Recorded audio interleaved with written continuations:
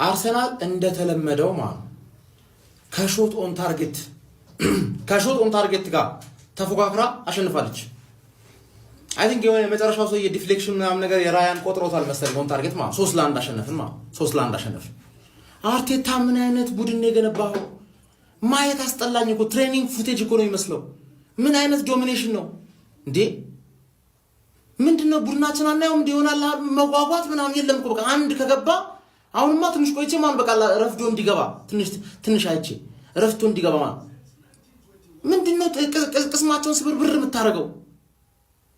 አርቴታ ቋጣሪያንስ የተለያየ ምክንያት ይፈልግልሃል። ጎሉንቶ ኦን ታርጌት ማለት አርሰናል 4 ጨዋታ ተጫውቶ 4ቱንም በክሊን ሺት ሆም አዌይ ፋራዌይ ምናምን ለውጥ የለውም። አርቴታ ላይቭ ላይ ቮት ማድረግ እያሳየ ነው። ላይቭ ላይ ቮት እንዴት እንደሚደረግ ቁጭ ብለን እያሳየን ነው። የሊቨርፑልን ጨዋታ ደግሞ ላይቭ ስትሪም አደርጋለሁ በሁለቱም በኩል ላይቭ ገብቼ ማለት ነው። ስለዛ ላይቭ ከችበል እንዴት በቴሌብር ቮት ማድረግ እንደምትችል ያሳየዋል ማለት ነው። ሰላም ጀማ ሰላም። አንዴ ጀማ እዚች ጋር ሞቅ ያለ ጭብጨባ ለማን ነው የምናደርገው?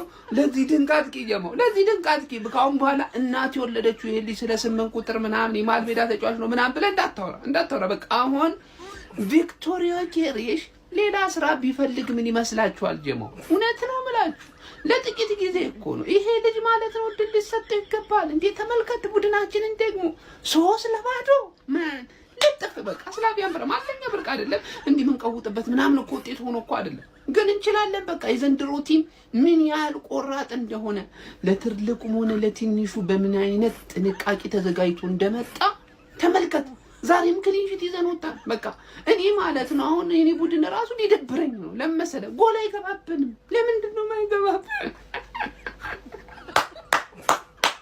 ጀማው ቶፕ ኦፍ በቃ ምን እላይ ሆነናል። በቃ መሪዎቹ እኛ ሆነናል። አሁን ይኸውላችሁ 4 ተከታታይ ጨዋታ አድርገን 4 ሻምፒዮንስ ሊግ ላይ በቃ በአውሮፓ መድረክ እኮ የመጀመሪያ ዋንጫ የመብላት ግምት ለኛ ሲሰጠን አብዛኛው የቋጣሪ ክለብ ደጋፊዎች በቃ እንዴት ምናምን አሉ። ይሄው በቃ አታምኑም እንዴ? አሁን ራሱ ማን ነው ያሸነፈን? እኔ ጥያቄ ሼር ኮፕሊንግ አድርገና አድርስለት። በቃ እንችላለን። ምን አይነት ቲም ነው ያለኝ? ወይኔ አርሰናል አሸንፏል እንዴ! ይሄ ነገር ከቀን ወደ ቀን እየባሰበት ነው የመጣው እንዴ! ኦን ታርጌት እንኳን ለምንድን ነው የማይሞከርብን? እንዴት ብንችል ነው? ዲፌንሳችን እንዴት ቢችል ነው? ዛሬ ሂንካፒ ገብቶ ምን አይነት ጨዋታ ነው የጮተው እንዴ? ምን ማለት ነው? ጊዮኬሬሽ የለም ተብሎ ሜሪኖ ስትራይከር ነው። ይኸውላችሁ ልንገራችሁ፣ ሜሪኖ ስትራይከር ነው። ማስረጃ የለንም ግን በቃ ማስረጃ የለኝም፣ ፕሩቭ ማድረግ አልችልም። ስትራይከር ነው። ምንድነው የሚሰራው? ዝም ብሎ 2 ጎል ያገባል። በጣም ነው የሚችለው። ቡካዮ ሳካ መጣ፣ ፔናልቲውን ሰቃ አደረገው፣ ያገባባል። ይኸውልህ አርሰናል ይኸውልህ ኮርና ያገኛላ። ኮርናው ካልገባ ፔናልቲ ነው ማለት ነው። አሁን ደግሞ አዲስ ነገር መጥቷል። ገባችሁ? ኮርና አግኝተን ኮርናውን ካላገባን ይሄ የማይሆን ነገር ስለሆነ ፔናልቲ ይሰጥባል። በፍጹም በምንም ልታስቆሙን አትችልም እንዴ! የሆነ ነገር ተፈጥሮ ይሄ ቲም የሆነ ነገር መሆን አለበት። ማንም ሊያስቆመን አይችልም።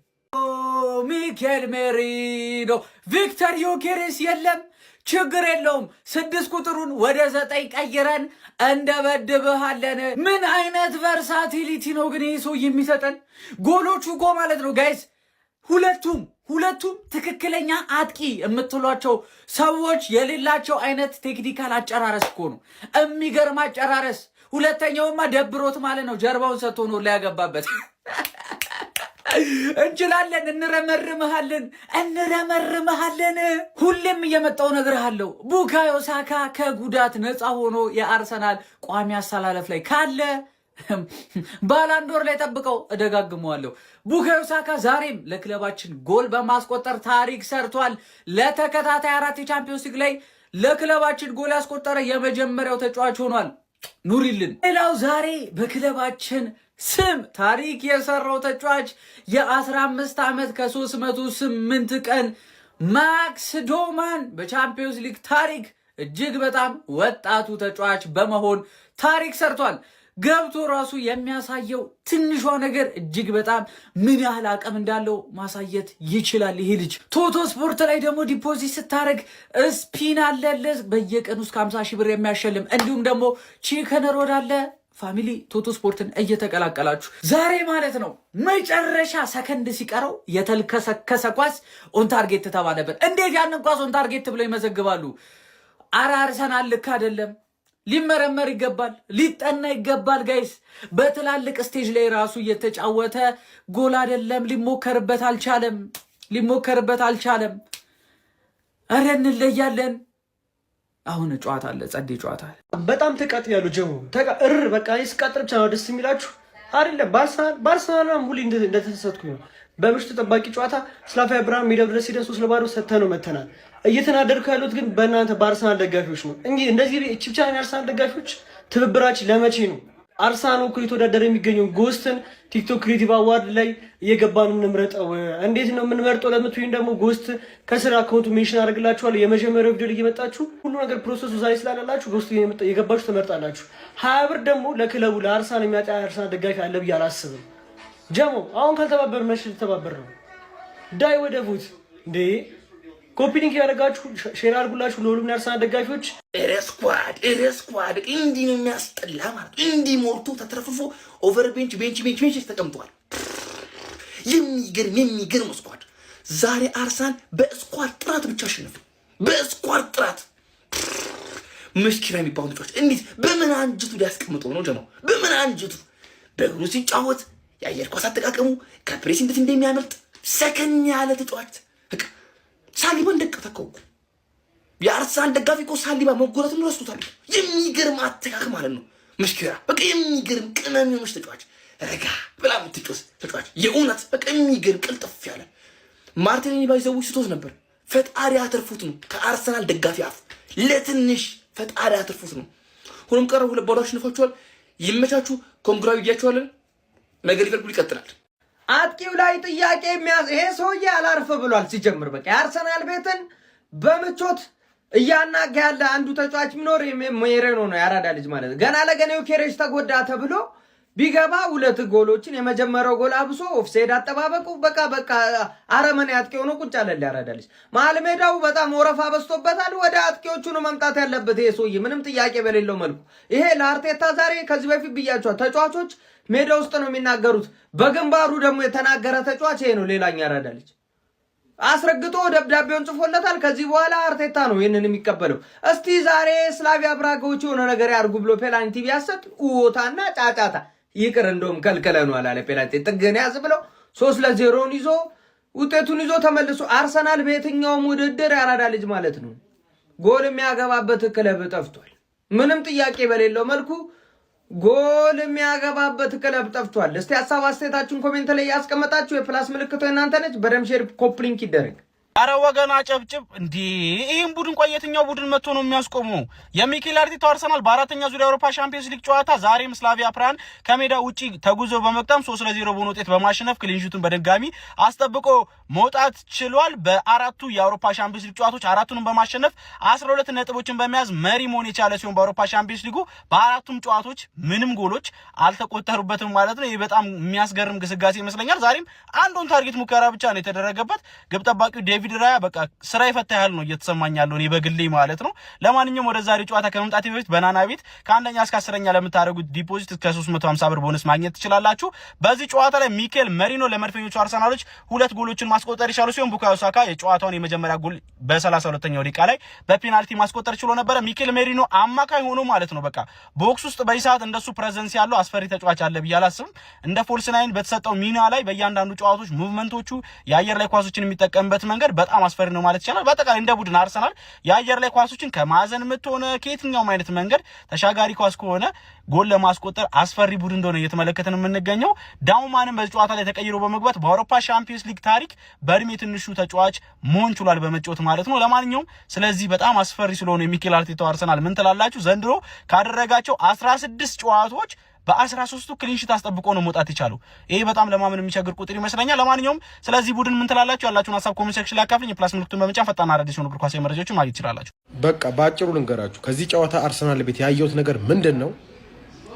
አንድ ነገር አርሰናል ምርጥ የሆነ ስኳድ ዴብዝ እየፈጠሩ ነው ያሉት። ፋሚሊ ምርጥ የሆነ ስኳድ ዴብዝ ኤኬሌ ባይችል ኤኬሌ ይገባና ኤኬሌ የሆነ ነገር ይሰራል ማለት ነው። በቃ ይሄ ነው ስኳድ ዴብዝ ማለት። ይሄ አንድ ትልቅ ቡድን የሚፈጠርበት መንገድና ምርጥ ቡድን የሚፈጠርበት መንገድ ዋና ነገር ስኳድ ዴፕዝ ነው። ዋው የሚገርም ጌም ያየ ነው። ቡካዮ ሳካ በአርሰናል ታሪክ የመጀመሪያው ተጫዋች መሆን ችሏል። በአውሮፓ ቻምፒየንስ ሊግ ፈርስት ሃፍ 4 ታርጌት በመሞከር ኢማጅን። ስላቪያ ፕራ አንድ አልሞከሩ፣ ብቻውን ቡካዮ ሳካ 4 ሞክሯል።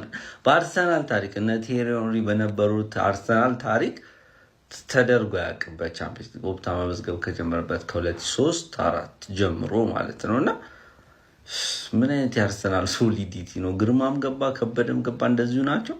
በእርግጥ አይሚስ ዙቢሜንዲ እያየሁት ነበር። ዙቢሜንዲ እነዚህ ጨዋታ ላይ እያየሁት ነበር።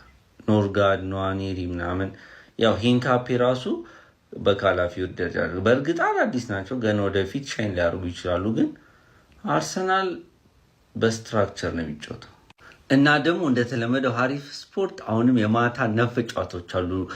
ተጠባቂ ወይም ፋይናሉ ሙኒክ ከፔዤ፣ ማድሪድ ከሊቨርፑል፣ ነገም ጨዋታዎች አሉ። ቶተናምስ ምን ያሳየናል? እዛ ላይ የገባችሁ የሚገራርም ወዶ ስላለመጫወት ትችላላችሁ። ፎር ላይክ ሼር በድጋሚ ማድረግ አይረሳ።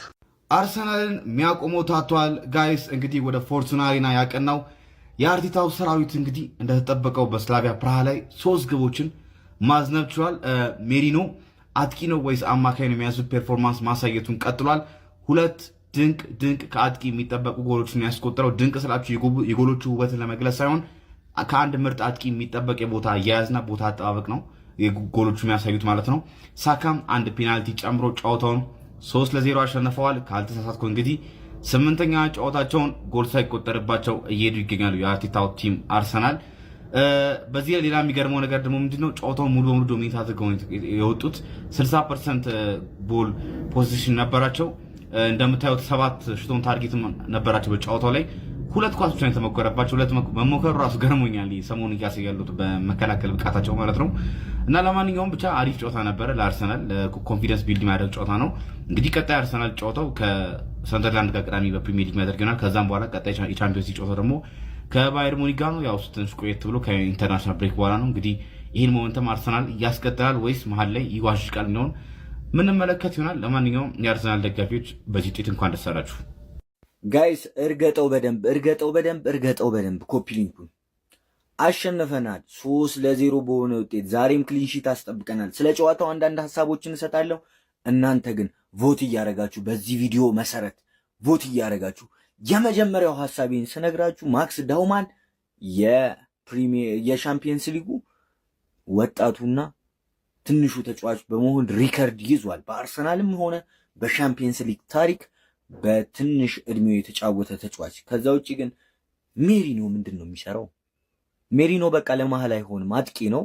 በስነ ስርዓቱ የአጥቂን ትሬኒንግ እየሰራ አጥቂ ላይ ብቻ ይጮት። ከዚህ በኋላ አጥቂ ላይ ብቻ ይጮት። ከዛ ውጪ ተከላካዮቻችን ቲምበርም ሳሊባም ሂንካፔም አዲስ ሆኑ እንደዚህ ምርጥ። ብቻ አርሰናል ዛሬ ማሸንፏል። ይሄ ጨዋታ ልዩ ነው ለኛ። እንግዲህ ቮቱን አጧጦፉት። ጎስትም አንደኛ ይበሏል። ሂሩ ዊጎ ወደ ቮት